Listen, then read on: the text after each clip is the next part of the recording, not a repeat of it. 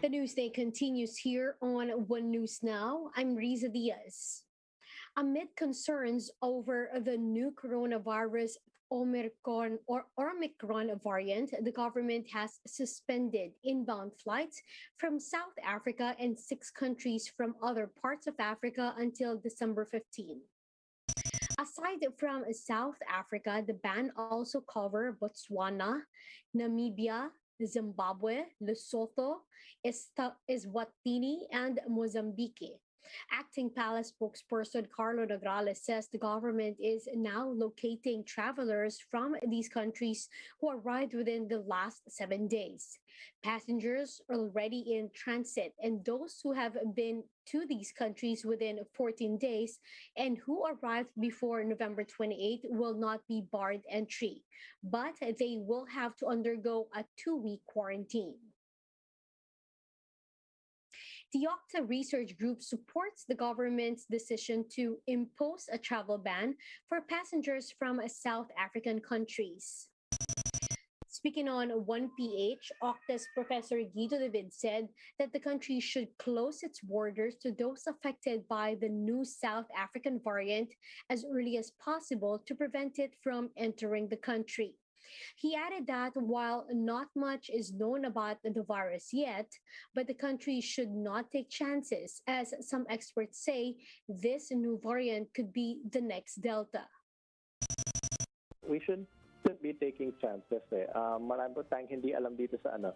And anyway, I mean, ilan lang ba yung bumabiyahe from South Africa directly papunta dito. So siguro naman hindi na malaking magbabago sa mga policies natin.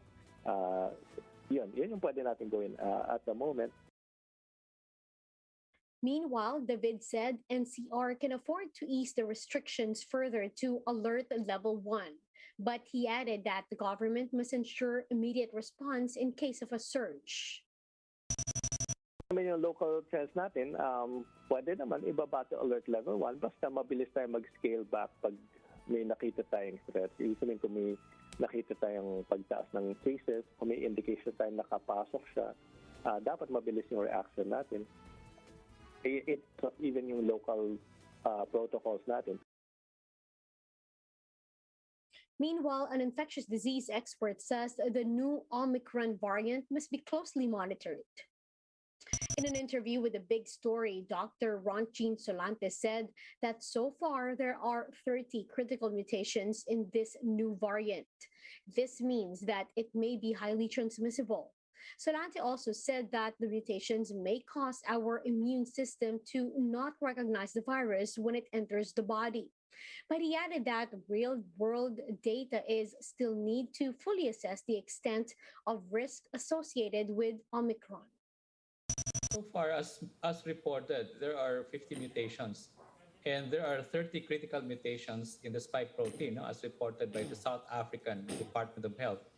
And that said a lot in terms of how transmissible this variant can be because of those mutations. But again, these are still laboratory findings. We need data coming from epidemiological and clinical. So ibig sabihin, yung mga talagang nahawaan, ano ba ang risk ng transmissibility and how this virus can make vaccines ineffective. No?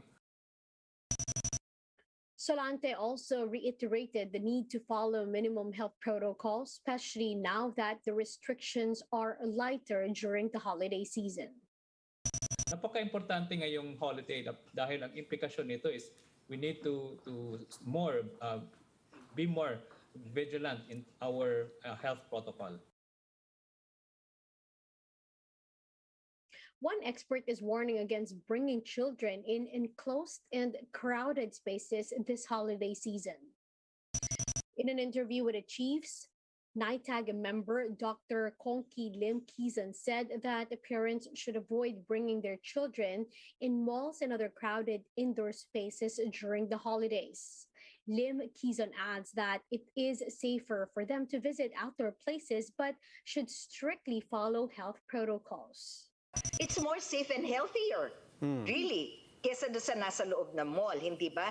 And when you're outside, the tendency is, sa ayun sa gusto mo, may social distancing ka. I mean, what's the point of magsiksikan kayo sa loob ng park? Now, days before the 3-day national vaccination drive, some provinces and municipalities are facing a shortage in syringes and manpower. JC Cosico with the report. The Rural Health Unit of Pila Laguna is already running out of syringes, just days before the country's massive 3-day national vaccination drive.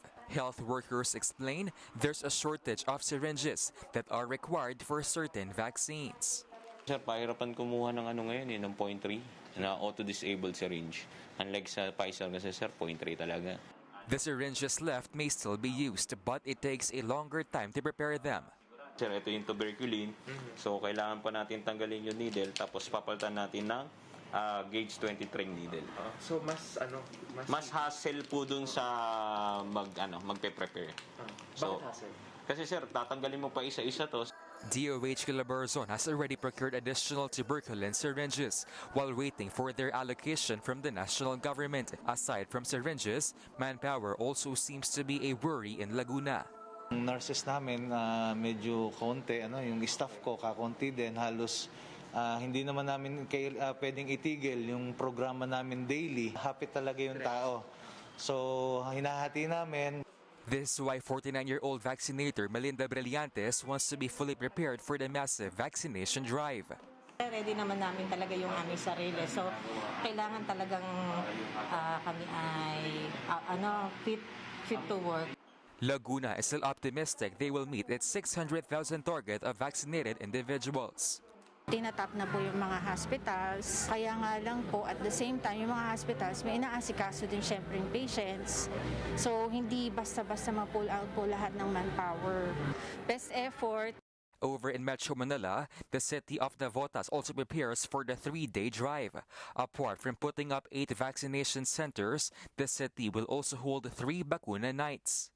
Yung bakuna night po is to cater po for those who are working po sa night shift ng mga consignation po namin para hindi po sila mapupuyat. Vaccine czar Carlito Galvez Jr. admits the government still needs 50,000 volunteers for the national drive. Only 17,000 are available for the activity, including 30 teams from the AFP. The agency has now asked DepEd, CHED, and TESDA to provide additional manpower. Napakataas ng ating aim. But we are trying to really see na makuha natin yung 5 million a day. For News 5, JC Cosico, we are One News.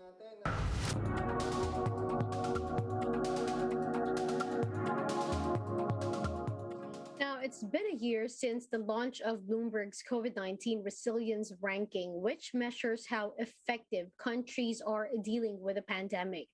Let's see how that has affected global response as a whole in this quick take. It's been 1 year since the launch of the Bloomberg COVID Resilience Ranking, and leaders from all over the world have taken notice. And America was ranked first in Bloomberg's COVID Resilience Ranking. None of this happened by accident. A recent Bloomberg report revealed that thanks to the hard work of the team of 5 million, New Zealand is currently rated as the most COVID-19 resilient country in the world. Cei de la Bloomberg, România se menține la nivel global pe locul 14 în ceea ce privește campania de vaccinare.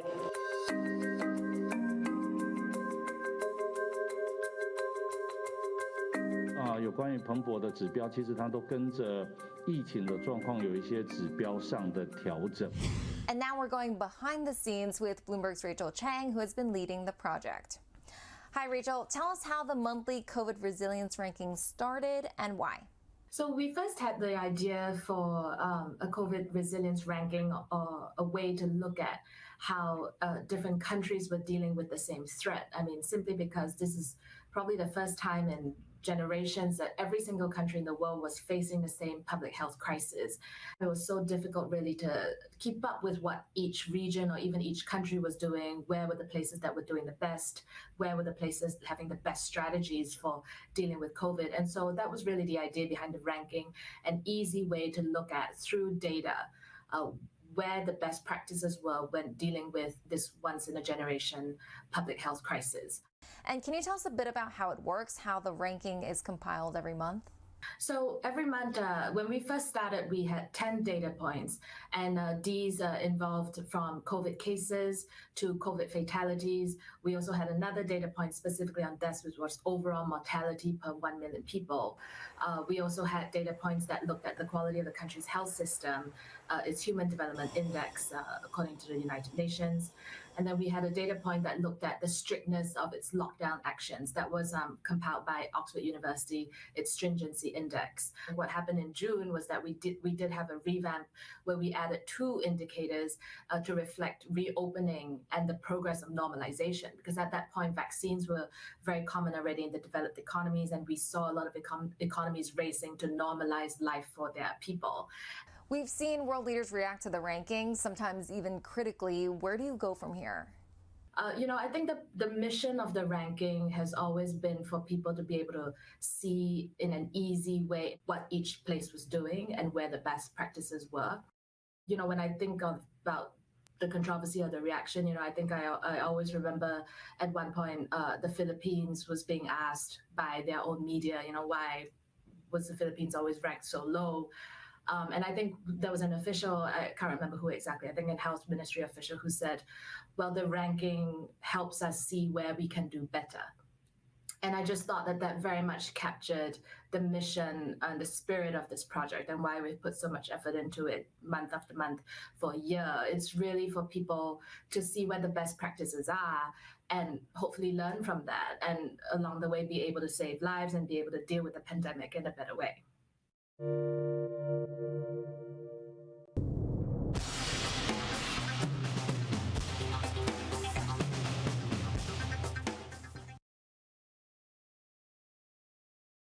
Musical theater legend Stephen Sondheim has passed away today. He was 91.